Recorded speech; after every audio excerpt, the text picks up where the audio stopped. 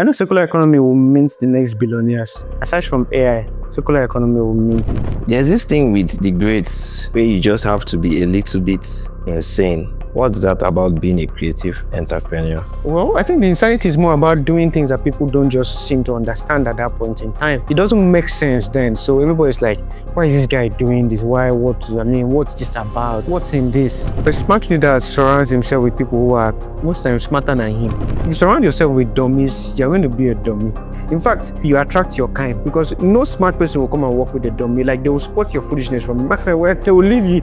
No one doesn't want to hear stories, but there will be stories. It's the reality of business. There will be stories. What about comparison? Did you learn late that you wish you knew earlier? Man, that fingers are not equal, and that somebody can pull off something at an age and you can't pull it off doesn't mean that you are not smart, or doesn't mean that you can't do that thing better. But there are privileges. Life is not fair. Two of you are not on the same playing field. Everybody has their own unique journey. Exactly. And then they say it's a 100-meter dash. They're both starting their race at the finish line. You are starting at the beginning line and they've put hurdles in front of you. Following conversation is Joshua Attat, an award-winning circular economy entrepreneur. He's the founder of Needles. They use plastic waste to make buttons for the fashion industry. People know you as an award-winning circular economy entrepreneur. But let's circle back before then. Yeah. Right. What was life before the awards and this major break in entrepreneurship? I would just say it was a series of learnings and failures. Yeah, failures that, were more learnings most like a year ago. It was a journey that's a summary of this. So you realize yourself, realizing mistakes you've made. Learn how to do things better, learn how to make better decisions, etc. Learn how to spot foolishness from a mile where not even begin to dabble into it, you understand? Like you just become wise as you grow older, I guess. Yeah, become more experienced in things, you know how to take better steps, you know what to put your hands in and what do you would try, because you know how it will turn out. Yeah, so you see things there, but I mean, it's coming from a place of learning through series of failures. I need to take us back to the spark moments when it dawned on you that the industry lacks needles, right? Okay. Okay, I think it was after I had experimented with several products and products that I tried to make a plates that were biodegradable. For example, By eating plates or yes, eating plates. Yes, it was supposed to be an alternative to styrofoam. Yeah, so we realized that we didn't have what it took to see the pull up to the end. what do you mean? What it's Funding supports. It was basically funding, and then should I say, the right hands to work on the project. Yes, because it's not just about, sometimes it's not about money. Yeah, you might have the money, but if you have the wrong people at that point in time, you can't bring it to life. So you need people who are well versed in that subject matter and who are committed to seeing that thing through to end. So making something like a plate, you need people in food safety. You need chemists, you need you need a full spectrum of people, because now you're about to create something that is going to come in contact with what people are putting inside their stomach. Okay? So no sane person will just randomly start using stuff without seeing that you've gotten all your certifications right. And nobody wants to be your lab rat. That's the summary of it. So, and we realized what it was going to take to see that through, and we didn't have the resources, what it is that so for some of the products that we're developing at that time, we just saw that it wasn't going to work. Like we saw it after so much funding had gone through the drain and everything, and then we realized that no, we needed to backtrack. So sometimes when I'm in a fix, I just take a break. I no longer do that thing again. I just turn my focus to something else. Yeah, last time. Because at that point in time, my head is no longer like, it's clear, it's obvious that my head is not clear, not thinking. Right, so I just need a break from this thing to run it through my head in game. But over a period of time, I didn't realize, okay, what were the mistakes I made, and where can we pivot the idea? Even these parts, they know, but there is still, because the idea was creating sustainable packaging. That's what we wanted to do. But it was we went to go and start with the hardest part, which is creating an alternative plate. And so right now, I'm still working on that stuff over again. I've gone back to it, but now we're working on alternative to plastic bags, which is paper bags, and which is easier. It's a low-hanging fruit, and then that one nobody's going to be asking you, is it safe in terms of food, because you're not be using it to package with. It's a paper bag. And I think the government are currently supporting. So the timing and everything is much better than 2-3 years ago when we were working. You're saying is that timing is a factor. yes, it's just, I mean, but it's very, very important. There are things that you build today. That is not that what you're building is not smart, but you're just building it at the wrong time. The infrastructures are not needed to replace. I mean, for example, it's like I'm trying to find the right idea we use, but you can't skip processes. There are, like for example, there are startups you want to build that you need 24 hours electricity for it to run. You need electricity. There was a project I was working on that and I had to tell myself that this thing will not work because it needed electricity to run, and the people that we were targeting were farmers in the hinterlands, and there's no electricity there, bro. And you can't come and tell farmers who are still struggling, looking for money to buy fertilizer to come and be buying solar.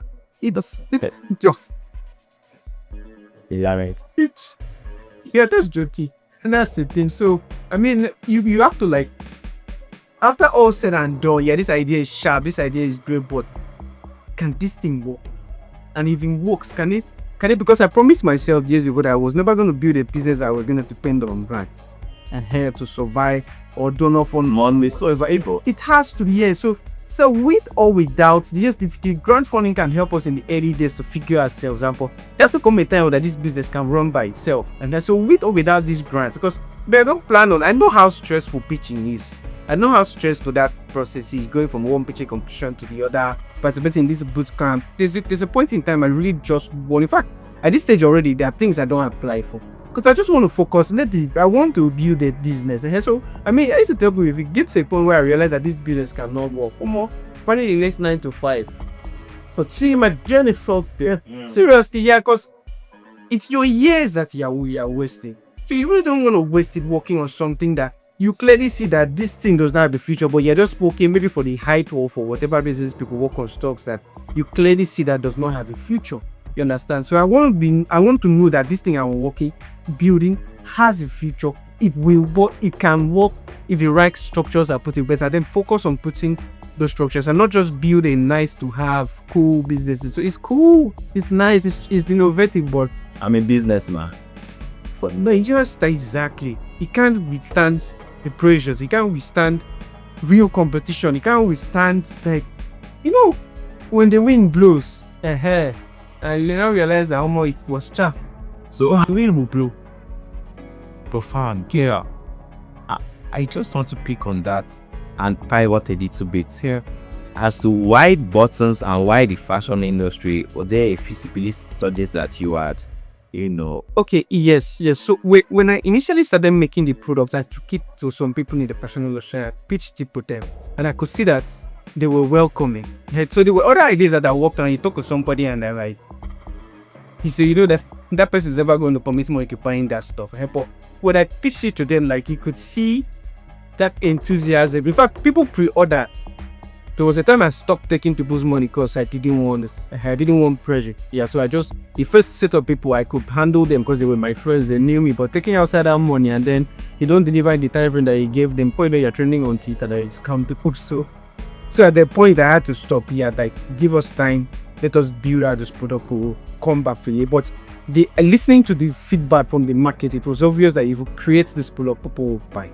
That's it. So when I got to that feedback from them, I started working on it, and the sales showed that. In those early days, what do you have to trade off, from university days? Let's start from there. I think it will always be the fact that you deprive yourself of some pleasures that there's always an alternative for going.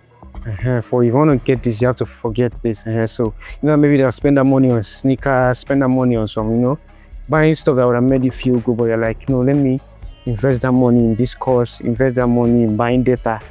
as at then. I mean, just doing stuff that will take you closer to your dreams. And that necessarily just means that you're going to deprive yourself of so many pleasures because it's a trade-off. And so I think that was just basically it for me. You can kill someone by destroying their reputation. How have you been able to preserve yours across businesses and ideas you've brought to life, especially considering some were learning curves? I think it would be staying true to yourself no matter what you face. Yeah, and then try as much as possible to be playing with people, even when things go sour. Because I mean, I've been involved in some businesses before in the past that things didn't quite go as well as planned, and it took me years to begin to restore my confidence back with those people and sort out those challenges. And some of them I'm still even sorting them out self. But I mean, it just shows it's that commitment to sort things out even in the long term, and then to look back at yourself and like do a personal introspection. Like, what did I go wrong? What did I do wrong? How did I get here? How did I get myself in this mess? And then how do I ensure that I never come back here again? And so you look at some of the mistakes that you made and you ensure that going forward, those kinds of mistakes, you don't do it again. So I think it's more of personal introspection. Yeah, looking inside yourself, seeing where you make mistakes and making sure that you do not engage in those kinds of activities anymore that will take you to a place where you have to start doubting your credibility or something. Yeah. So it's very important. Reputation is very important. It's everything. It precedes you.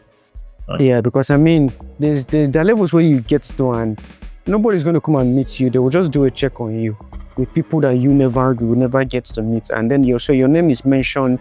I mean, it's like, for example, someone needed to fabricate some equipment, and I had previously paid that person to fabricate equipment, and the experience was terrible.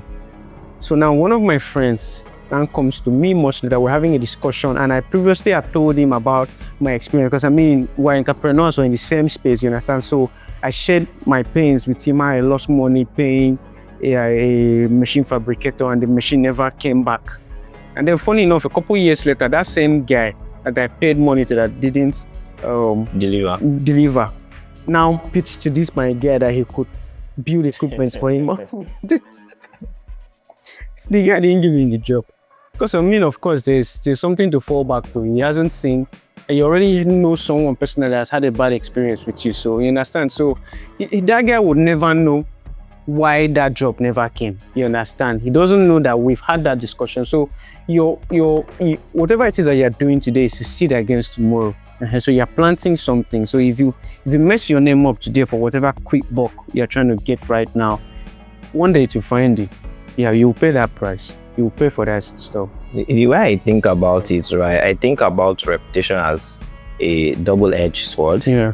You can either close doors or open doors depending on who wields it. Of course. I mean, reputation is like, I know people like to place too much value on physical cash, but there are people who don't have. I've gotten some things done, not because I had money, but because they trusted me, and they trusted me because of my reputation. So that's why they could give me access to those things that they couldn't, you understand? So sometimes you hear people say, oh, I don't have capital. You might get in and realize that those people, they're not credible people. So it's not that they don't have capital. It's like someone said something someday online. I know if people see this, they might want to misinterpret it, but I mean, she said something that she doesn't understand how people come online to beg. I might not understand too, because I've never been desperate in that situation, but for you to come online to ask for 1,000 naira to eat, for example, does it mean that in your entire circle, nobody trusts you enough to give you food? Do you understand? Like, because for you to come online, that means you've left your circle.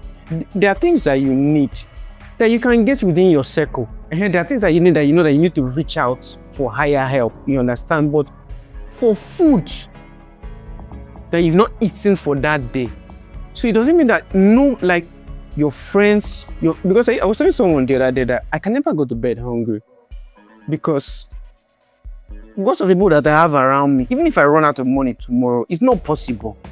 Like, it's just not possible. You understand? So I mean, if I understand you, Yeah. one of the pointers to that is that there could be a reputation. Exactly, that you've been doing, like, maybe your circle knows that now every day should they come ask niggas for money for food. You understand? So they're like, is this person's game plan? You understand? This is what we know you for. So now you've exhausted that circle. Now you have to go online and find new people who don't know you. In fact, in this Lagos, I don't know if that's happened to you, but there are beggars that I've seen with the same storyline. I've given them money before and I've stumbled into them in another spot with that same storyline, and then I know that now I know this nigga. This is like, This is a joy. exactly, this is his job. So now I see him, like, there's one specific old man. That first time I came into Lagos, I saw him the first time I gave him money. His story was very touching. But then, bro, years later, it's the same story. It's the same. So I knew that, so that kind of person now can come online and beg for money, and people will be like, oh, let's help him. But without knowing that this is his routine.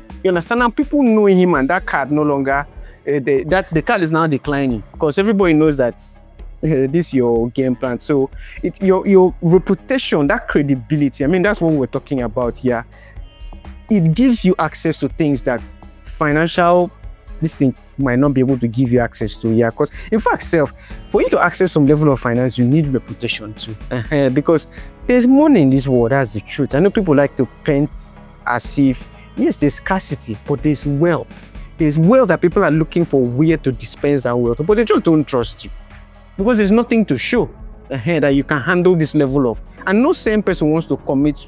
They'd rather give it to charity. At least they know that, yes, it will impact some people than to just carry money and give to someone with no reputation. In fact, them giving you money will spoil their own reputation. Because people will be like, I mean, there've been news in the media about how some people invested in some business and the business crashed. And people were not questioning the business, they were questioning the investors. That didn't you guys do your due diligence? You understand? So now you see that you not doing your due diligence on someone's reputation can also mar your own reputation. You understand? So imagine you recommend, for example, I ask you to recommend someone, I want to hire somebody, and you recommend someone for me, and the person comes and steals something. I will look at you some type of way, whether you like it or not. You understand? Next time I might not ask you for a recommendation. So now, if you now have somebody down the line that you would have really wanted to recommend for something solid, but right now you've killed that access. Because, I mean, the first person you've recommended came in and was a bad experience. So next time, why would I come for you to recommendation? That's why when you hear people don't recommend people easily, that's why. Because they don't want you to go there and close the door on the day they will need that thing solidly. And so before I put my name on you, I need to be sure that I can stake this thing. So reputation is everything. That's just it. Credibility is everything. There are things money can't buy, and that's one of it. Okay. Yeah. As someone in many rooms with people of means, what have you seen as the biggest problem that listening has given you an edge in when preferring solutions? Listening. Attention. Well, I think it counts. I mean, I think you really have to listen more than you talk. That's the thing, because I think most people talk more than they listen.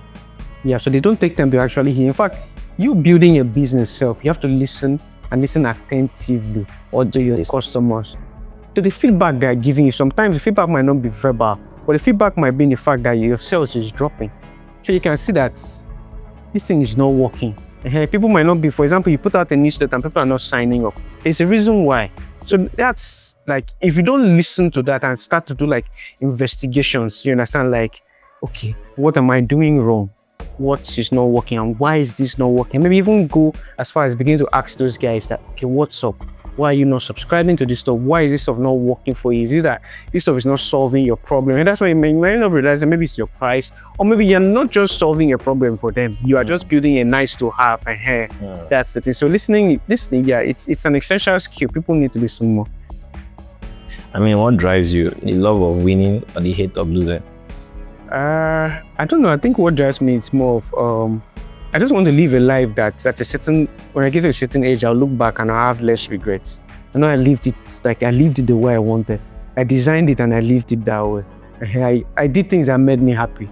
That's the thing, and made me know that, okay, my life is fulfilled. I don't want to get to a certain age. I mean, they say tomorrow is not promised. So what if it's tomorrow that is our end. And so I want to, when it gets to that point, you're like, okay, I don't regret most of these things. I'm happy that I followed that idea. I'm happy that I saw that thing through. I'm happy that, yeah, even though this is the end right now, but I'm glad I spent my time doing that. There are things that come up on my table. I'm like, I run it through my mind. I'm like, nah, when I'm 40 something, 50 something, I will not look back at my life, this period, and be like, I used my time to do this thing. So as fun as it might seem, but it's not, I won't be proud of this years down the line. So it's just whatever it is that I engage in has to align with my purpose. I need to know that I'm living the life that I want to live, how I want to live it. So someday when I get to a certain age, there are things I don't want to do. There are things I want to do. There are accesses I want to have. There are places I want to be. So whatever it is I'm doing today has to be in alignment. Exactly. To where headed. Exactly. Yeah, you are that's the saying. thing. So that's it. I think for me, I'm really curious as to how fear could be a holding factor, from people going out to accomplish things. I mean, as an entrepreneur, has this been something that has restricted you at any point along the journey? I would say I think fear is a normal emotion that you have to feel as a human being. It's like crying, for example. Saying that you don't cry, I don't think that's a smart thing to brag about. You're human. So yeah, there will be days, like there will be dark days that you just spend some time alone and you just cry. Like you're just exhausted. And that's the only way you can let out that pain. I mean, people have ways of letting out their pain. Some do drugs, some do funny things. I mean, that doesn't work for me. I don't do it. Yeah. So if it hurts me too much, I cry. I just cry, I let it out. I find somebody, I talk to the person, I pour it out, and then I move on. Okay, then it has happened. How do we solve this? You understand? Yeah. So fear is part of life. That's the thing. But it's you feeling that fear. I mean, I think the question, I read one book then, and the question the guy said is always best to ask is, what's the worst that could happen? If you figure that answer out and you know that worst is something that you can live with, then I mean, why not take a chance? Because at the end of the day, life is chance. It's chance. It's taking a chance. That's what it is.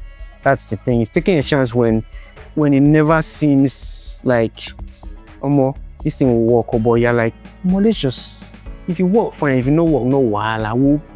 It will not change us. You understand? But we'll be in a better place. Would have said that, okay, this thing cannot work. You take it out of the line and then move on to the next thing. But living with that constant regret that, I should have done that, I should have had, I don't think that's a nice life to live. It's better you know that you did it didn't work, you move on. Ignore the naysayers, that's their job. That's what they call them, naysayers. That's what they do every day. But yours is just for you to try it. The one that would work, you'll be surprised. And it will cover up for all those other ones that didn't work, to make them seem irrelevant. In fact, all these people will not remember it. You'll be the one reminding them that if you don't forget that thing where we work on where no work that year, it was a prequel to this. If we didn't do that, we won't be here.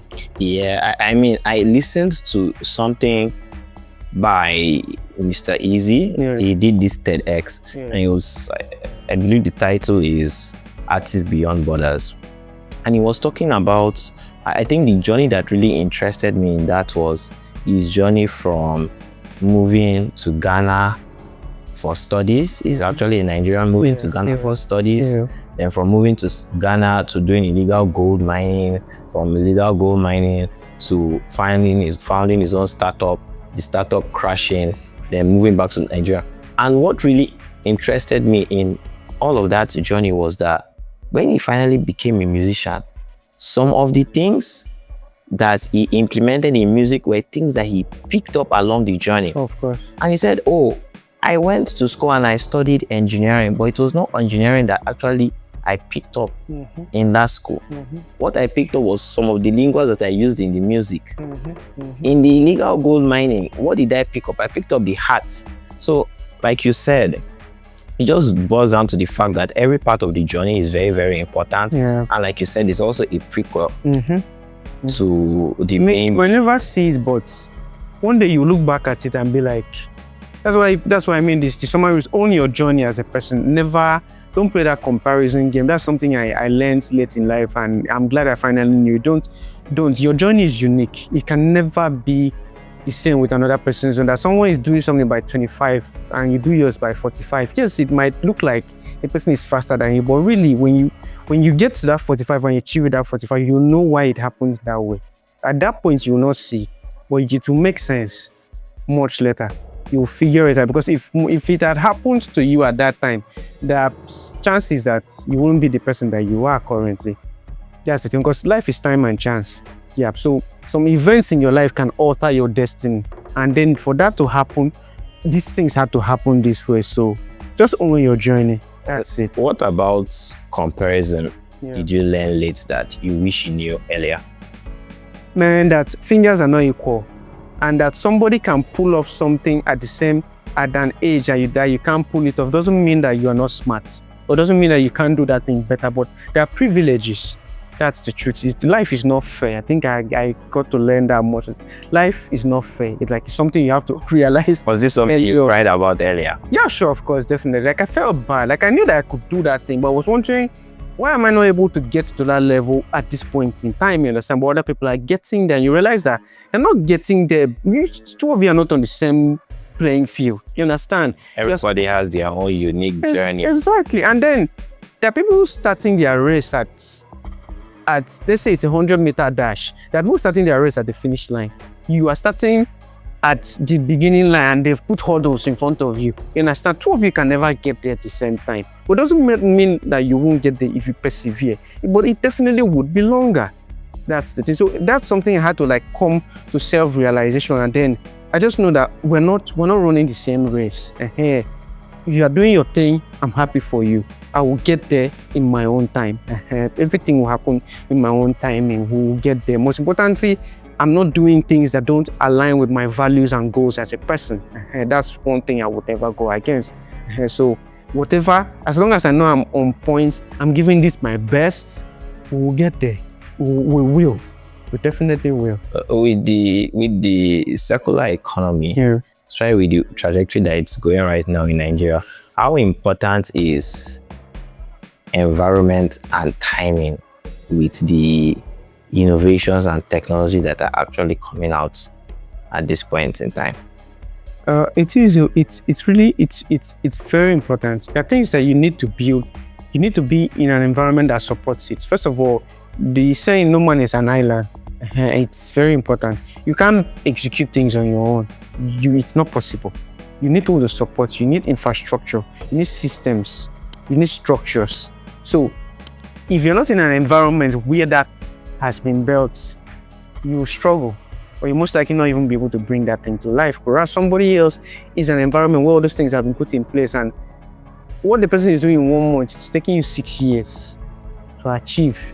That's the difference between timing and environment too. And timing too matters. Yeah, there are times where you bring a product to life and the market is not ready for that product, and it seems like you didn't know what you were doing, but it just wasn't the right time. The infrastructure still boils down to the same thing. The infrastructure wasn't there to support that product at that time. But if you build that thing a couple of years later, it will skyrocket. Because now it's something that people can easily pick into and be like, yeah, this thing can work, and we need it. Because first of all, you are solving a pain point as a business. So if at that point in time, whatever it is that you are building, yes, it might be a pain point, but it might be that the market is not wide enough for it, or the systems laws have not been passed to trigger people to really go for that thing. You understand? To give people a reason to, okay, now I need to buy this stuff. You understand? Say for example, now in Lagos, they banned plastic bags. So that automatically giving alternatives. So people who are creating alternatives to that kind of packaging, and it can scale, you will have a market right now. Because now it's obvious that after Lagos has done it, other states will start copying it. So it will become a ripple effect. So if you start building something now, it would grow. And as the thing is growing, you'll be growing like that, and that's how your business would hit. But if you have started this years back, everybody look at you like, what happened to plastic? Why are you creating this stuff? Like, what are we complaining about that you are creating a product for? And nobody's complaining. But now it's obvious that there's a need for scalable packaging alternatives to plastic. So if someone can come up with those kinds of innovations, it will work. So yeah, timing plays a solid role. In fact, there are some investors that you pitch, and one of the things they'll ask you for is why now? Why do you think this thing will work at this point here? I mean, you've worked on this part for some time now, and looking at the trajectory of the businesses that you've delved into, what has been the toughest that you've recovered from? Man, I think it was two.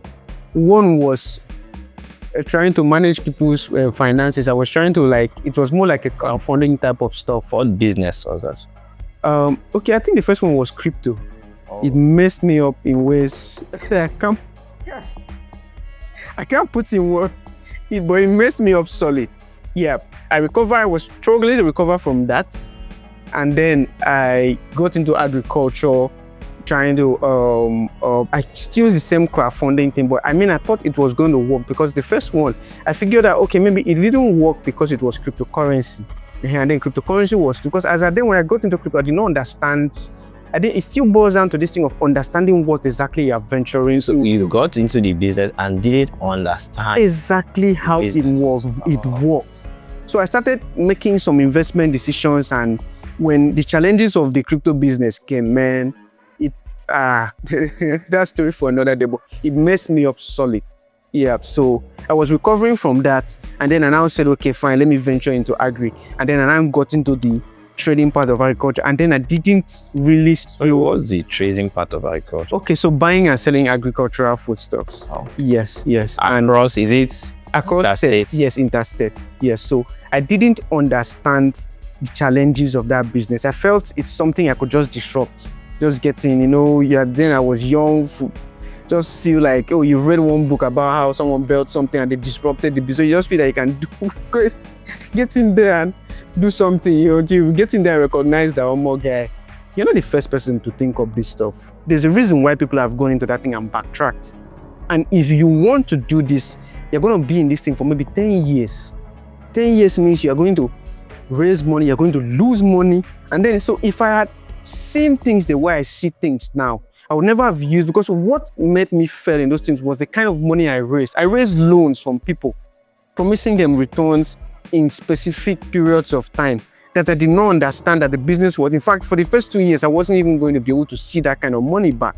But I felt that from my business plan, what we are drawn up on business, that it was going to work that way until we hit the road and we saw why this wasn't going to work. And then you're already neck deep in debts. You're trying to figure you're literally learning on the go. So after those two experiences, I don't build anything on debt when I'm starting out. Everything is on grants, because grants funding, nobody's asking you for that money, but they understand that it's going to take you time to figure this thing. And that's something I didn't know then. That look, it takes time to figure out things. You understand? You have to commit to this process that look, whatever it is I'm going to learn in this business, I'm going to learn it. Because you will pay school fees, and that school fees means you will lose money. You would lose things. You would see challenges that will almost make you lose your mind. You understand? But if you've raised money that is not going to allow you sleep, you can lose your mind ultimately. That's the truth of it. I've heard people commit suicide because of money they raised in the wrong places, and they had sleepless nights because of that. You understand? So that's something I later understood, that look, the first years of your business is you figuring out things. So that's not a time for you to go promise people anything. Nah, don't try it. Anybody that can't stick with you throughout that, and that's why I can remember then an elderly, you see, it still boils down to this thing of mentorship. I liked it and I did not understand why I needed it as that day. How important is mentorship? It's 100%. You need that shit, bro. You need that shit. So you make mistakes that you would have not made. Like, it wasn't necessary. Because the mistakes you make, that, yes, necessary, but the mistake you made, somebody else has made that mistake. So why do you have to repeat the same mistake again? When someone should have just easily told you, like, don't do this. Someone told me as I then, I didn't understand that. Look, at this point in your time, in your business, you need partners. You don't need this debt funding that you are raising. You need people who are willing, that will stay with you for the long term until this thing figures itself. But in my head, I had a business plan. And I felt that this thing was just going to work out. Meaning we raised that money. We raised the money and it did not work out. Or what do you think made you stubborn? Well, I would say ignorance. There was ignorance aspect. I just didn't know about most of the things I was working on. I was really ignorant of the realities of building a business. You understand? And what goes into it, and the fact that there are challenges that you're going to face. You understand? I felt as a then that what I wrote in my business plan is how it was going to play out. So with what I had seen in the business plan, I mean, I was going to be able to return those people's money back. So it was like, Why you won't make profits? bro, make this like, bro, we're going to blow. We're going to blow. That was the game plan. That's what the business plan told us. But bro, we got into debts. Took me years to pay off. You understand that kind of stuff. So I learned, I would say those were like my learning cost. Right now, I tell people say, oh, well, let's come and invest in your business. Don't worry, but I don't want to keep your money. I mean, so with Crash Project, Yeah. what did you learn? I learned that, first of all, business does not work how you visualize it. Okay. You understand? How does it work? It works in, like, there are going to be 1,000,001 challenges, the one that you see and the one that you will never see. You understand? So whatever it is that you are doing, prepare for that time. So preparing for that time means you figuring out, first of all, what kind of capital are you going to raise? Is it capital that is going to give you sleepless nights when you're already facing sleepless nights from the business? You understand? Or is it capital that would understand that, okay, this is a part of this business and we are going to, this is the dark day, so we'll weather it together. And then when the good days come, we all smile together. You understand? You don't want capital that nobody wants to hear, because that's what loans are. Loan doesn't want to hear stories, but there will be stories. It's the reality of business. There will be stories. There's nothing you can do about that one. There will be some of the projects that I'm working on now. It's taken me 4 years. And the reason why I don't have problems with it was that it's grant funding that I'm using to build them. You understand? So where the money comes from, they understand that this thing might take longer. It might not even be profitable in the next few years, but they just want to be sure that you're using that money for that thing that you said, and not that you've diverted the funds to something funny. You get? So that gives you peace of mind. So when the thing is not working in that time frame, you are not answering somebody's call. Someone not asking you, how far now? You say you don't pay me back my money in 3 months. What's in the shop? Who have you not paid back? You don't even have the person's money. Because I mean, you've put it in something that you thought was going to work out and it didn't work out. It doesn't mean that the business is bad. It just means that it's sitting. It's like a baby, it's growing. So you are going to have to weather that period, whether it's figure it, and you need the right kind of funds. That's what those two experiences made me understand that you need that thing. You need money that allows your head to be calm, allows you to figure things out. And then you need guidance as much as you can afford. Get it. If you have to pay for it, pay for it. It will save you unnecessary stress. It will save you time. And time is everything in life, really. It's not something you want to be. You don't want to back up the wrong tree all the days of your life. So that's it. Yeah. With losses, how important is it that you lost? I would say it's still a budding industry. I mean, people are still trying to understand what circular economy is about and how can What is it really about?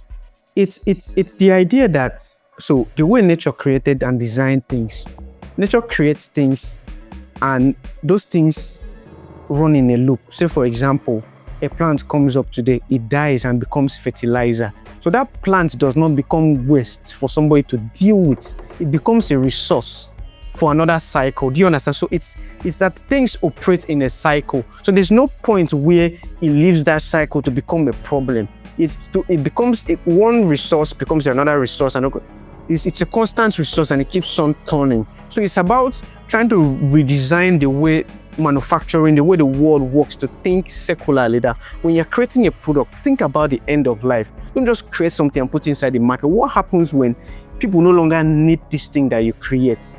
So you have to design it in such a way that it becomes maybe a resource for someone else, or yes, it becomes a resource for someone else or something else. So for example, if you create a camera, for example, that is biodegradable, when nobody no longer needs it, you can bury it in soil and it becomes fertilizer. So it does not become a problem that is hitting someone. People now have to start how are we going to deal with this kind of waste? So that's what the circular economy is about. If you're designing systems to mimic nature. Yeah. What do we desperately need in that space right now? I would say patient funding. Yeah, funding that is willing to stick it out until that sector realizes its potential, because it will. That time is coming. I mean, right now it still seems like, oh, people don't know what they are doing. There are no secular. I mean, there are businesses in that sector right now that are standing strong, but there are still some businesses that are still trying to figure themselves out. You understand? So, but there will come a time when they will figure themselves out and they will become behemoths. And by then, that's when people would have woken up with the potential. But maybe if you're coming in that time, it's already too late. Because people who have cashed out and moved on. It's like fintech, for example. Right now, if you try to get into I don't know what you're building in this country again in fintech, because it's done. Yeah, but I mean, there are some parts of it that are yet untapped. Yes, but the basic everyday have been tapped. People have solved those problems. So if you're coming in to come and still create another one, you're just another noise maker in the pool. Yeah, but it's a matter of time you fizzle out. So it's important to know when to jump in. Exactly. And it's always when it's not nice. That's the best time. When it's not nice, when you are ready to play that game that nobody else is willing to play. Because there are people who wait. It's like POS, for example. There was a time in this country when POS, you could walk a distance and you see only one POS. But right now you can go into one spot and there are like 5 people talking to you about POS. It's no longer that profitable as it was then. So if you had made money from POS as at then, by now you should be exiting it. Or maybe by now you should have morphed into being maybe the person that is giving other people POS, not you being the POS person. Because if 5 of you are in one space, how much are you guys going to be making? You understand that kind of thing. So yeah, you get into things when it's not sexy. Yeah, when everybody's like, nah, that sector, I don't understand it yet. You make them understand it. Oh, I mean, was there a first win that you could date back to and you were like, okay, now I feel like I'm onto something, I know what I'm doing? I think it would do when customers actually started paying for what I was creating. Because I've created so many secular products and it's just like, now fun, you're just having fun, bro. You're just innovating, you're just catching ideas, you understand, just doing your thing. But you're cruising. Bro, we can't pay for this shit. It's not solving our problems, you understand? Yeah, so I think it was when we actually started seeing money, seeing demand. Yes, it wasn't much, but at least someone paid for something. And you know that, okay, people need this thing. So now you're not just creating some nice to have type of stuff, you understand? Someone wants this, and there are people on a wait list that are waiting for you to mass produce this thing for them to pay for. So yeah, I think that was the point. So what do you think the Nigerian government need to catch on to, and also investors in this particular time? Because I mean, we've heard talk about grants and patient financing, but it doesn't really sound like there are quite a lot of investors like if it was a fintech solution. Yeah, sure. Why is that the case? What do you think they need to pay attention to that is currently not in their purview? Well, I just believe it's how the world works. Yeah, it's why less than 1% of the world are billionaires. There's a reason. Yeah, because those guys do things that the rest of the world don't want to do. That's the reality of the game. They're willing to read books that you not read. That people are taking courses that you are using the money to flex. You understand? Like, people are sacrificing when you are not doing so. I don't think it's ever going to change. I don't think that is ever going to change. Yeah, there will be people who are, because right now there are people that are investing in circular economy, and there are people that are still being like, nah, I don't understand that thing. Yeah, there will come a point that you will understand. But like I said, when it gets to that point, it will no longer be as profitable as it was. It's like trying to build a social network right now. There was a time when it was the thing. Yeah, if you had gotten into Facebook early, for example, by now you'd have retired. You'll be a multi-millionaire if you're not a billionaire. That is, you understand? But it's like me now buying Facebook shares on Bamboo, for example. I'm just one of the players in the pool. It doesn't make that much of a difference. But people who were part of that thing when it was nothing, when it was just something that people were participating on a couple campuses, those guys are retired by now. So I would say, yes, the government they have their parts to play, creating enabling systems, infrastructure, because infrastructure, I think that's where the government is required, is infrastructure. And then, of course, funding too. But like I said, it will happen. It's just that the people who are doing it now, when it doesn't seem attractive, would be the winners when it now seems attractive here. I mean, reading 0 to 1, I have to agree with Peter too that there are a lot of misconceptions as to what technology is or isn't. And Needles further proves that, which is that tech is any better or newer way of doing things, and that a lot of globalization has been confused for technology. What are the biggest misconceptions people have about technology today? I think it will be that if it's not software, that means it's not technology.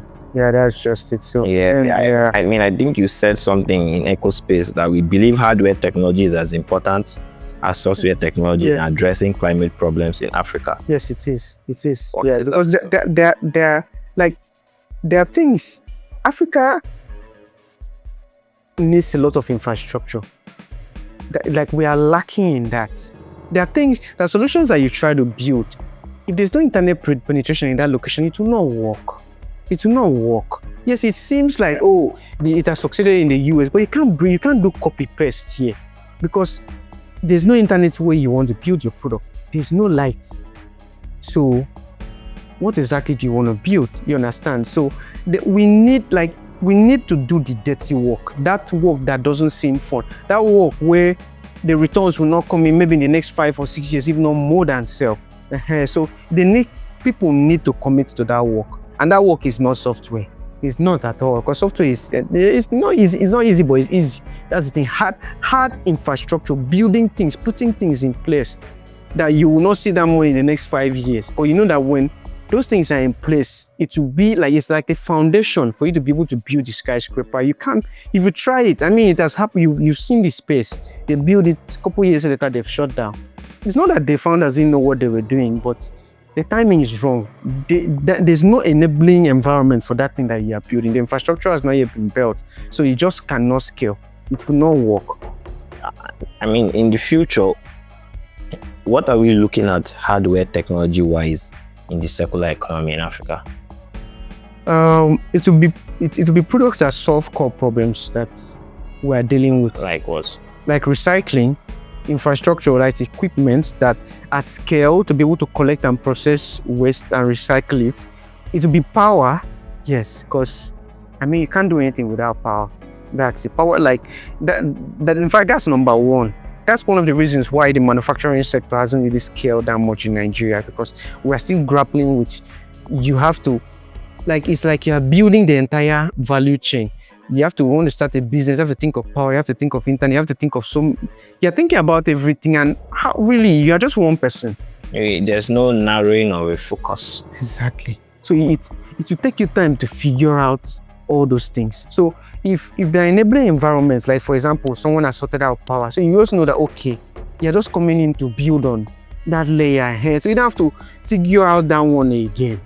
It makes your life easier. Like you can just move. That's the thing. And then there's a part of talent. And I think there's a dearth of engineering talent in Nigeria. We need solid investments in real engineering, people that can build stuff. Why is it that? Is it that they are migrating, or there's no more hunger for engineering because it's not as supported as? Yes, I think it will be more of the latter. Yeah. It will. There's no enabling environment for them. Yeah, it pays more to be dancing on TikTok, than to be repairing somebody's car, for example. You understand? So those industries need to be appreciated. There needs to be investment in those industries to the point that people see it as, okay, I don't have to dance on TikTok. For example, I mean, shout out to those that dance on TikTok. If I could dance on TikTok to make money, I would. You understand? But it's just not my thing. Yeah. So, but these other sectors have to be looked into too, because it's important. It's like manufacturing is the core of economies. So if that sector is not being well invested in, we still have a long way to go. That's the thing. So you need the talent, you need the finance, you need the enabling environments, you need the infrastructure. I agree with you. I mean, especially when it comes to talents not being appreciated. I know engineers Yeah. that are now building software. Things that they had practiced, disciplines that they have gone into for quite some time.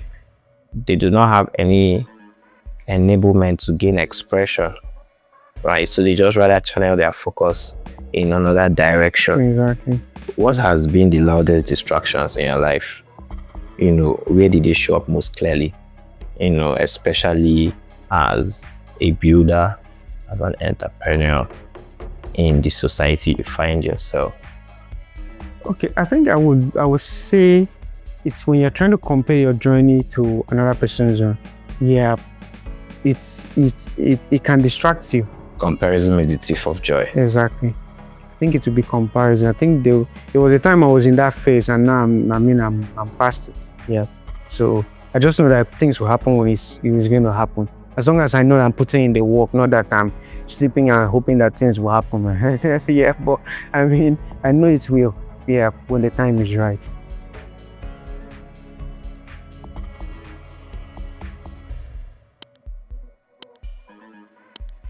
I had listened to your work and what EcoSpace believes in, and I see a sort of embrace in these times, more recognition in Nigeria, when it comes to the circular economy compared to a decade ago. Yeah, sure. Why do you think the little attention now compared to a decade ago? I think everything has their time. You understand? There might be a time when the effects of those things are not really seen until it's like, for example, cancer right now. Cancer used to be a disease that we used to feel that, it's rich people's disease, for example. But right now, it's like every Tom, Dick, and Harry is having cancer. So right now, people now know that, okay, I need to start paying more attention to what I eat, the substances I use on my body in terms of creams and stuff. You understand? What I'm taking in fact, where I'm spending my time, because I know that, okay, this disease is actually real. You understand? So how do you get, what are the things? From what I know about cancer, I feel it's more of what you eat and like basically how you take care of your health, you understand? But there was a time when people didn't, because it was like, that's white people's disease. It's stuff we used to read about that is happening abroad. But right now, you see even people that are poor, that can't even afford, in fact, let's not even say the cancer drugs, the process for them to even check to know that they even have cancer, and they have cancer. You understand? So you now know that, okay, this thing is here. So how do we avert it? What can I do on my own personal end to make sure that I'm not one of the statistics, and what can I do to help? You understand that kind of stuff? So it's the same thing with circular economy, how people have come to realize that, look, there's a waste problem. There's a problem called waste. And if we don't deal with it, we see it in our streets. Exactly. But there was a time when people felt that, it didn't matter. You understand? But now I think it now matters because people have now seen that people can take that thing called waste and convert it to wealth. Yeah, so they can take that thing and make money, millions. As big as your mind can go. You get? So that's one of the, because it's about when you give value to things, people pay attention. Yeah, so that's the thing. People now, that awareness is slowly rising. The fact that, I can take this bottle and a kilogram, I can sell it for like 300, 400 per kg. That makes, there was a time in this Lagos that plastic bottles was in every gutter. Now you can't see it. Like, do a mental picture. When was the last time you saw plastic bottles in it, the way it used to be before? Because people know it's money, so there are people picking it. You understand? So it's about placing value. Value has now been placed on those things. So people know that, this thing is equivalent to me taking 1,000 out of my pocket to throw on the floor. Yeah, so it automatically stops being a problem, brother. So it's an awareness thing. The more people understand that there's value in this thing that I'm throwing away, the more they would backtrack. You understand? Then there's also the part that, I hope it gets to a point where, I think I was reading somewhere that, for example, in Japan, your waste bill is equivalent to the amount of waste you are generating. So it's like NEPA bill now. Before everybody will own the lights that you don't need, you will own it. Whatever it is, you will own it. But now that you know that you are pay use, now you are more conscious, because you don't want to be paying bills every other day. So you only own what you need. You understand? So that way, if those kinds of things were implemented in Nigeria, people would understand the need not to waste certain things and only buy what they need and use what they need. And then know that, okay, if I put this thing in the waste bin, this is how much I will pay. for this thing. But if I take that thing from the waste bin and take it to a recycling spot, instead of me paying for the waste to be collected, I would earn.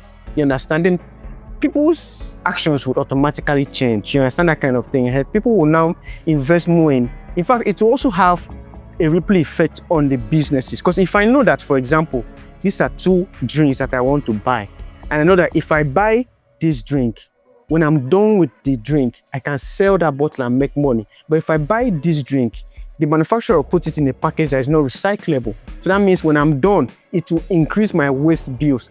You would naturally buy the one that would save you more money. So it will have a ripple effect. Manufacturers will now start thinking about the end of life of whatever it is that they are creating. So, okay, how do I create this in such a way that it doesn't become a problem?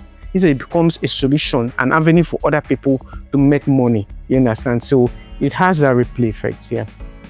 You won these awards across board, you know, but the awards are not getting into your head to hinder you from progressing.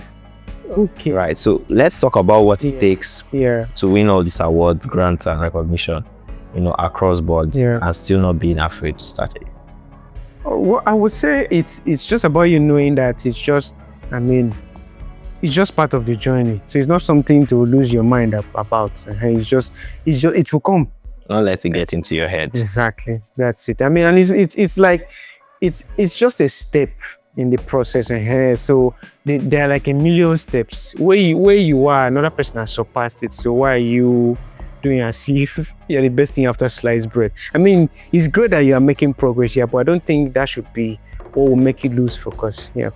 So there are greater heights. I'm curious though, for the sake of, you know, memorabilia, what's the most memorable award, you know, in your archive that, you know, you really felt proud of?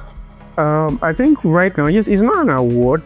We didn't really get an award for it, but I think it was making finalists at the H&M Global Change Award. Yeah, it really meant a lot to me. Like, I was like, okay, I'm really doing something. Yeah, so. Awesome. What's the whole initiative behind? Okay. So it's about supporting businesses that are changing the fashion industry. So helping the fashion industry become more secular, more environmentally conscious. Yeah. So just addressing the problems in that industry. Yeah. So Needles was selected as one of the finalists. We didn't win, but I mean, getting to the finalists across from around the world is not a mean feat. It means that you are doing something right. So yeah, it really meant a lot. Yeah. Awesome. Love it. I mean, sacrifice. When you look at it in retrospect, do you think you counted the cost? I would say no. No, I didn't count. And then, so, you know this thing about counting cost, yeah? I would say there are 2 sides to it. Yes, there's the part of you knowing what it takes to do something, and there's also the part of ignorance being bliss. Because if you knew exactly what it would take, maybe you might never have even tried it. Yeah, I mean, Dangote said that if you knew that the things he's facing, we are facing with this refinery, would have not done it. So sometimes it helps that we can't see the end from the beginning. Yeah, so that way, that ignorance helps you venture. So, and then that tenacity now keeps you through the process, because you're like, I mean, I'm here already, so why backtrack now? Let's see this thing to the end. And it's even not for anything. It's just, sometimes I do some things, not necessarily because there's a pay to it, but I just want to know that I've disciplined myself enough to see this thing to the end. So I know that, okay, I'm in charge of myself. So I'm not that guy that backs out at every small, this thing should pitch race. Now, let's see it to the end. Let's get to that point where we know that, okay, this thing will not work, and this is why. So tomorrow when we're thinking about it, we can know that, okay, this is why we didn't follow it anymore. That part's just obvious. It was obvious that it wasn't the right path, so we moved on. Simple. Yeah, not that we just ran at the slightest challenge. Yeah. I mean, your app man said something, and it says that in order to be successful, you have to make sure being rejected doesn't bother you at all. How have you handled the rejection? Bruce, at this point, it's part of the game. I mean, there was a time it used to bother me, seriously. But I mean, right now, it doesn't anymore. I'm just like, okay, we'll try it next time, if it's worth it. Because I mean, the things I apply for today that tomorrow I'll never apply for again. Yeah, but the things I apply for, I'm like, even if it's 3-4 times, I will still apply again. Because this thing, I really want it. And I will get it, and I'll keep getting better. You understand? Because sometimes, Rejections might be that it's not just the right time. And then there's sometimes that you're not just qualified for it at that point in time. And you have to be honest with yourself. Exactly, yeah, to know that. I mean, I look back at the earlier points when I started applying for stuff. I look at the applications I used to write, and if I was the one reading the application to them, I wouldn't give myself the help. I mean, what did you write and what do you think you improved on that we can adapt and learn from I think it's, first of all, being able to communicate your value proposition clearly. Yeah, there are people who can't. I can remember then coaching a friend on. I knew what he was working on. But when I listened to him pitch, it was obvious that he could not communicate that thing. You understand? So after that event, I went back to him, met him that, guy, this thing you are building is solid, but you are not communicating it appropriately. I know what you are building because we've been friends. So I've been privileged to hear you talk about this thing like properly. You understand? But you are saying this thing in front of a panel in a way that they do not understand it. That's why you didn't win that stuff, because what you are building is solid. So break this thing, because he was working on a medical product, but when he was pitching it, he was using medical terminologies. You understand? So, and you're speaking to a panel of business people that are not medical doctors. So they didn't even, like, the average human will not want to tell you that I don't understand what you're saying. They don't be nodding their head, but the reality of it is they don't get half of what you're make it understandable. Exactly. So break this thing down, tell this story in such a way that they can relate with it. They know what you are saying. People fund what they can relate to. People fund what they understand. Nobody puts money in something that they don't get. You understand? So he did that the next time and he won the competition. He broke it down to like the basic terminology, so people could now relate to that problem, because it's like what he's working on. It's a core serious problem in the educational and medical sector. You understand? But leave how he's doing you. Tell the story in a way that these guys can relate to. Break it down. Speak English. Don't speak medical terms. Nah, you're not talking to doctors. You're talking to businessmen. You're talking to people who want to understand why they need to give you this money. So make it relatable. Make it something that they can put. Because when you're making a pitch, when you're presenting a business, what you're doing is that you are trying to put these people in shoes that they've not worn before. So you have to do that very well. If you don't, you will lose them. Even if what you're working on is the next best thing. But if you can't communicate that. So that was one of my major problems. I didn't know how to communicate it. And then there's a part that we just had not committed to that process long enough. Because I mean, people have realized that, at your early stage, if they carry $1 million, for example, and give you feel lose focus, bro. So it could be what would close the business. Exactly. So instead of them giving you that just starting $1 million, let's give someone who has done 5 years $1 million. That money would, because right now, for example, there are grants that I win now that I look back. If I won that grant 3 years ago, I would have made foolish decisions with the money. But right now, that kind of money doesn't move me anymore, because like before the money, you already see the end. The money is gone before it came. You understand? You know what that money is going to be used for. But at that point in time, it was boiling money. Like, it was way too much money for you. So you get, so I think I just believe everything will fall in place when once you stay true to that path and never, you understand, don't just stop. So it's about just doing the things the right way. When it's your time, it will happen. It will happen. I mean, looking back, what would you tell younger Joshua and, youngins also that are going into entrepreneurship? Be in the right environment. Like, how important is that? It's everything. It's everything. Be in the right rooms. Don't be in places with mediocres. Be in places where people understand what you're saying and they can back that thing. Even if they can't back it with money, they can back it with a recommendation. They can back it with, because not all resources, not all support is financial, but there's wisdom. There is someone giving you an advice, someone recommending you to something, someone giving you business that can even raise you that money that you need.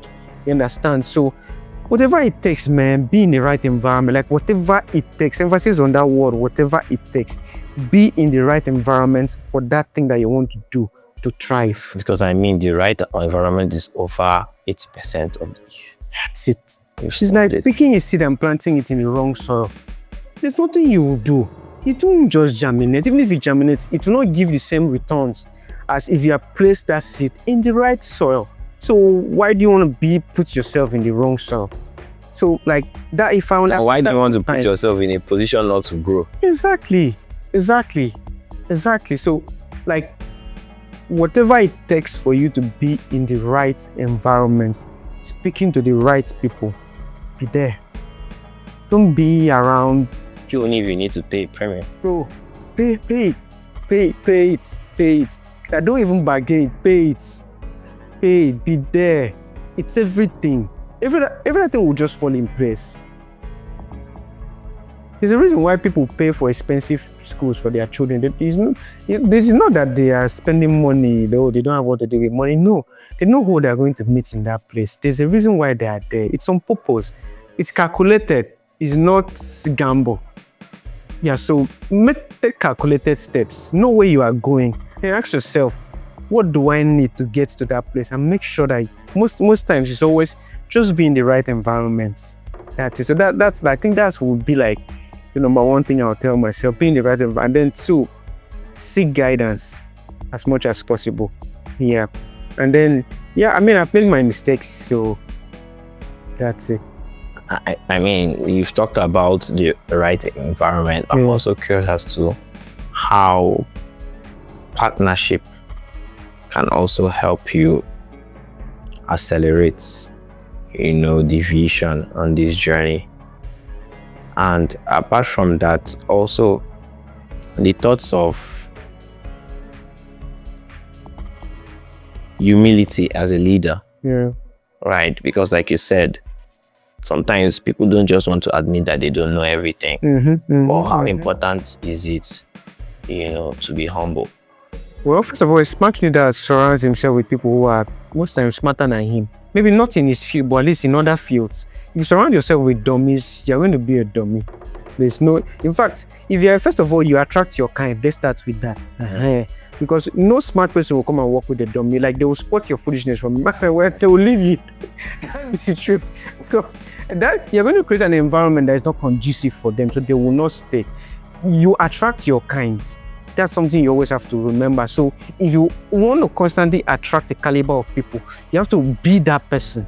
And I see people say things like, oh, I want to be friends with rich people. All my friends are broke. Bro, you're broke. That's the truth. You're broke. That's why your friends are broke. Yeah, because if you're rich, you automatically have rich friends. It's not, how should I even put itself? I don't even know what the right word to use it. You are your kind.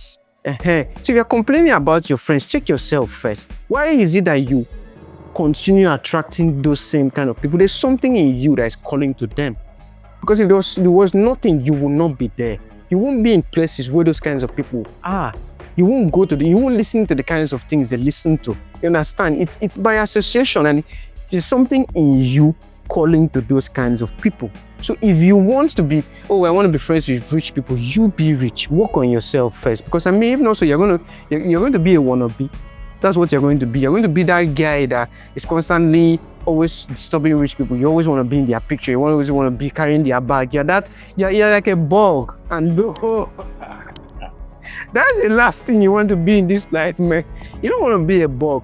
You want to be somebody that, yes, even if you have rich friends, but you're adding value to their life, and they in return are adding value to your life. They're not using you, you're not using them. You understand that kind of game? It's more like a symbiotic. Exactly. Not a parasitic. Simple. That's the thing. Because that thing pisses me off when I hear people say, oh, all my friends are broke. What do you expect? I don't understand. If you're that rich, so why you with them? Like, make it make sense. Because they're trying to make themselves seem like the victim, you understand? Oh, my friends are broke. Hello, bro, how much do you have? You understand? Like, work on yourself. The more you work on yourself, there are people that will just automatically just live your life. You understand? So you can't be broke and think you'll be attracting rich people. Why are you going to see them? So while building, why can't you care so much? Okay, I would say care, but care to the right things. Yeah. There are things that people, because I know some founders that don't listen to feedback, and you're on your way to ruin. It's just a matter of time. You understand it? Simple feedback would have helped you, but you think you are the smartest person in the room. The smartest people listen to people. They just know what to listen to and what not to listen to. You understand? So it's about knowing who and what to listen to at a time, and then knowing that, okay, at the end of the day, okay, I've heard everything you've said and it's cool, but I still want to try this.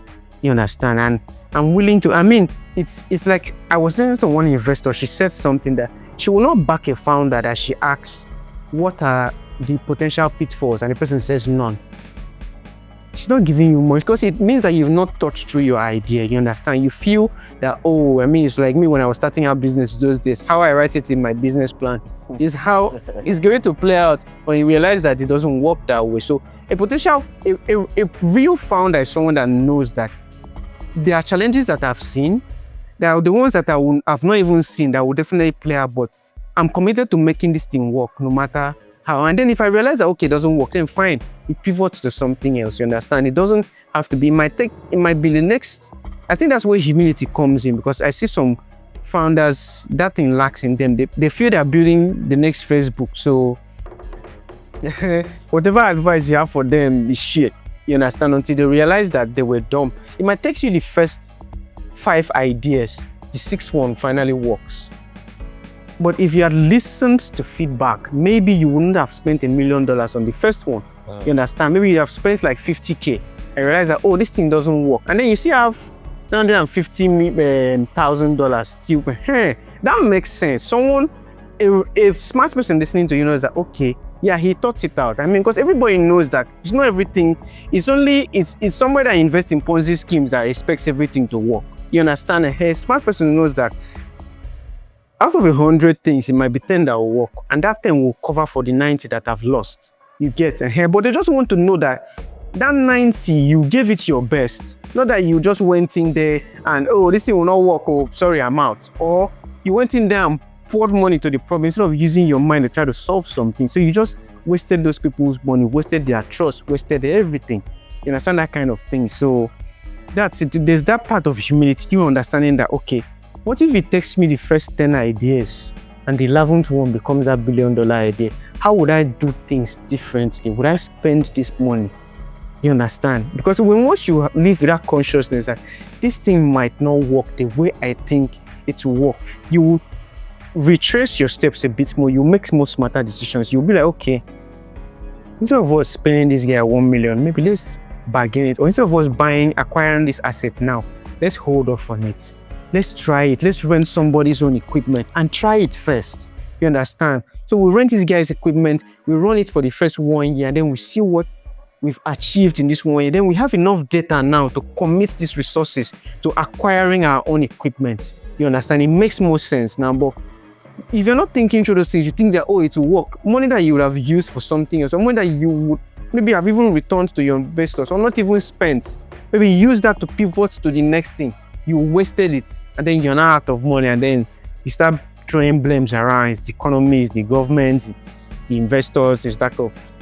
There will always be excuses, bro. I mean, so some are valid, but some are just excuses. Because there are still people executing that same idea with less resources. Yeah, they are, and they've made it. So what are you saying? I mean, you talked about data. How important is data, when making decisions over God's feeling? Because I mean, I think God's feeling has kind of been romanticized. Yeah. Right? Or I'll just follow my gut. Meanwhile, the data says otherwise.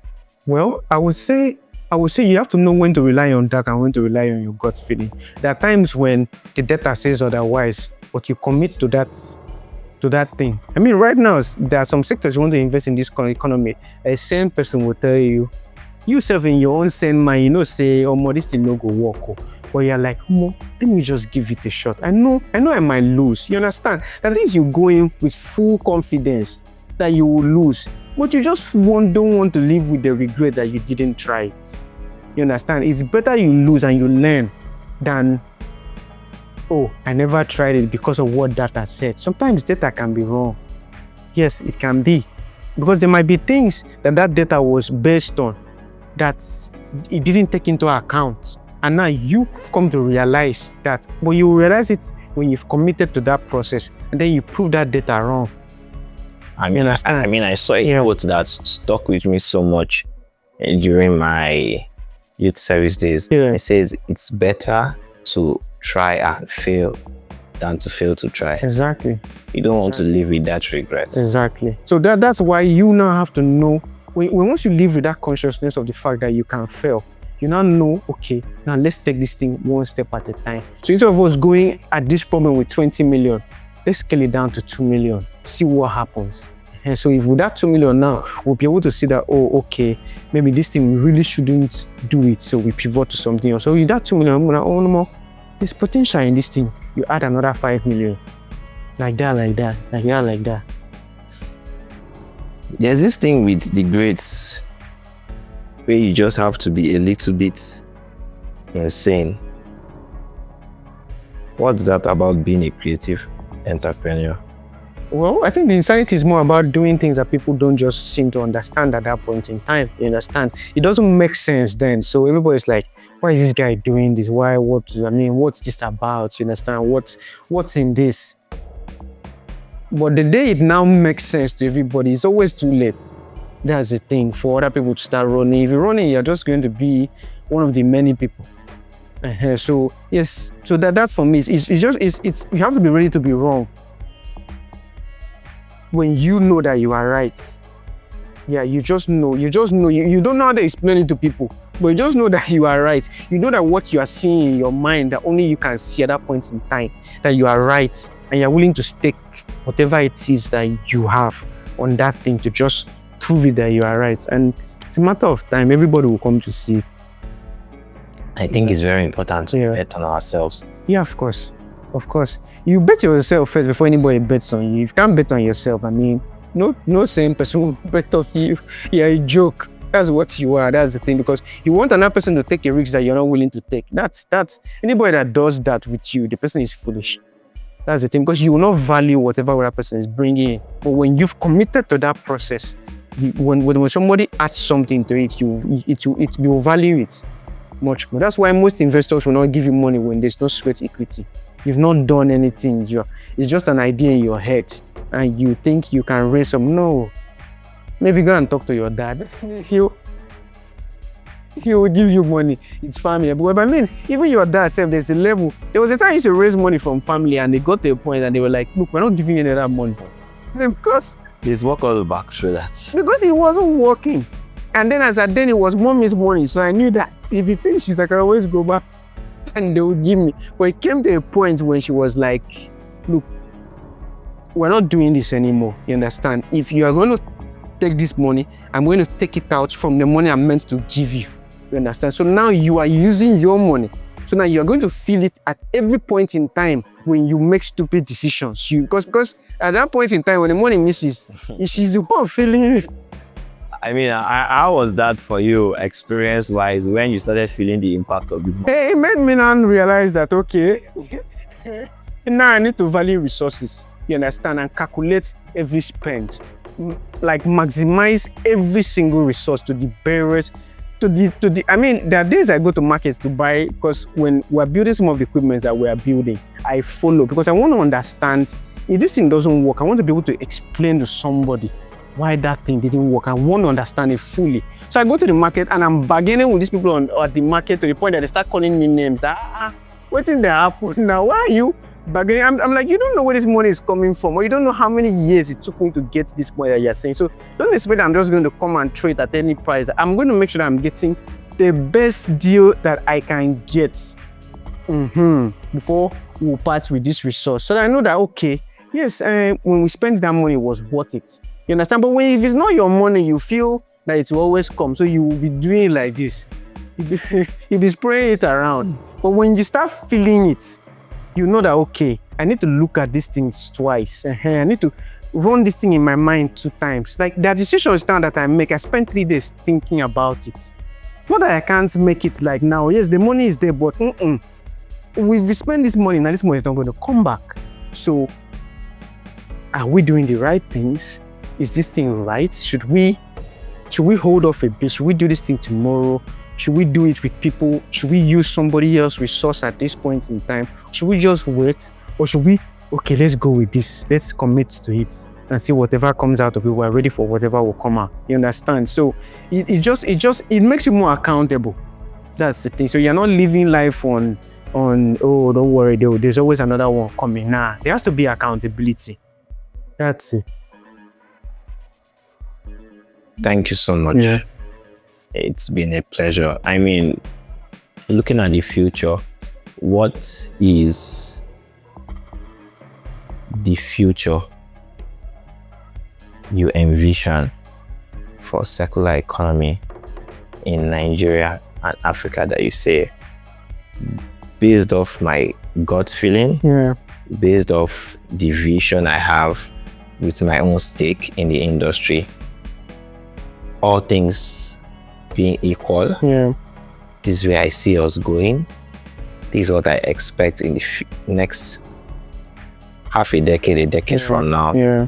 And this is where I know we are going with this. I know circular economy will mint the next billionaires. Aside from AI, circular economy will mint it. Does AI have a direct influence in the circular? I mean, Yeah. since the circular economy is focusing much more on the hardware technology, Yeah. and AI is still more on the software. So what's the correlation and where does it really affect the circular economy? Okay, I would say okay, so for example now, there are some products that we're developing currently, yeah, that needs without AI technology it will not scale. So say for example, sorting waste, you understand, if you do that manually, in fact the other day I was in the market, I was sorting through textiles because there's something we're working on here. So I was sorting through textiles and I realized when the guy I told to do that job told me that I was not going to do it for that price. So when I did it, I understood why he wasn't going to do it for that price, because it's back-breaking. Like they're manually sieving through things. But if you have technology running that, it can do that thing in seconds. You understand? So AI would bring in its productivity. Yeah. So things that will take you 3 days to do it, well, AI will most likely do it in 2 hours, and that's the only way that industry can scale. So AI technology is going to bring in productivity. That's the thing. It's going to speed up processes and it's going to make the sector more sexy for investors, because now you'll be able to do more with less. And that's where the margins can become more profitable. You understand here? So AI is definitely going to bring in, like AI is going to impact every facet of life. That's if it has not yet gotten to your sector, just know that it's real. In fact, 2 years is too far. That's it. So it will bring in productivity. So you have to figure out how do we embrace this technology in our work to make ourselves better. I don't think people should be seeing AI as the enemy. I mean, I don't know. I think it's just human nature to always see every new advancement in technology as their enemy. It's not. If you figure out, yes, it will remove some people. Of course it will, but it will remove people who are no longer they're not necessary in the scheme of things at that point in time anymore. It's like when typewriter came out and then there was computer. It just phased out typewriter. Now the world has moved on. Now nobody's talking about it anymore. But at that point in time, it was like, oh, all the typewriters in the world were going to lose their jobs. But we've adapted. You understand? So yes, there has to be that point where there's how it's framed right now. Ethical progression, but I mean the summary of it is ensuring that the advancement of technology does not get to the point where it totally faces some people out. You understand? Makes some people, like, it takes people back to worse places. You understand? So it's to see how, as we're advancing this technology, we're also advancing people. So there has to be like a balance. You understand? Because there's how you do it to the point that people now revolt against it. I'll give you an example. There was a video I was watching on YouTube the other day. So there were these guys that they showed the problem. So the problem is that these guys in India that clean up soakaways, and the only way they clean up that soakaway is they have to enter inside. So imagine doing that kind of job. You have to enter inside to go. So say for example, your plumbing system is blocked. You understand? Water is no longer flowing. So somebody has to enter inside that thing like a human being, go in, find what's blocking that plumbing system and pull it out. So these guys created a robot that can do that job, because I mean the job is so bad that the Indian government banned it. They know it's useful, but they banned it because, I mean, you're entering into this soaking when, first of all, the things that you are inhaling. Two, the risks of you falling inside in a place you're not supposed to fall to and nobody will see you again because nobody is going to jump inside a soaking well to take you out. No, it's like jumping inside the middle of the ocean to take somebody out. It's just not possible. It's not even ocean with clear water. Exactly. It's a death sentence. You understand? So it's like you saying that they're going to shoot gun and then you walk in front of the gun and hope that somehow the bullet will not touch you. That's to what that work really. So these guys built these robots that can go inside the soak away, identify what's causing that problem and take it out.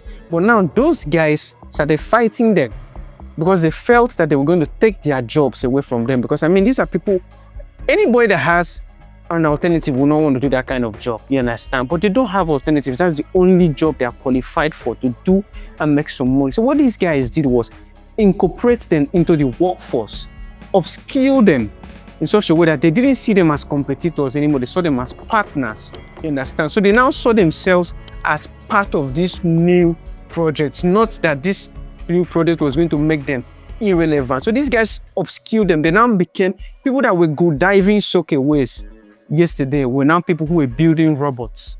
You understand? So now they no longer fought that technology because they saw how this technology could benefit them. You understand? So it now became a symbiotic growth. So now, and it's working. You get, so there also has to be that when you're advancing new technologies, you have to see who are the people in the system before and how can we build with them as much as possible, you understand, instead of making them, because if not, they will fight it. That's the reality. And how many wars can you fight as an entrepreneur? You have to choose your battles. Yeah, so as much as possible, try and whatever it is that you are bringing to life, let it be something that carries people along. And let it not be something that completely eliminates their source of living. There would definitely be a revolt around it. Yeah, so that being said, AI is definitely going to affect every single facet of life. So it's just how you figuring out how to leverage on this thing to make yourself better.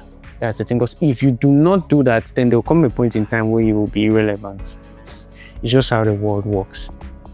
Thank you so much for today, Josh. Yeah. Incredible conversation. Thank you. Thanks for having me. Quite insightful. Thank you. Thank you.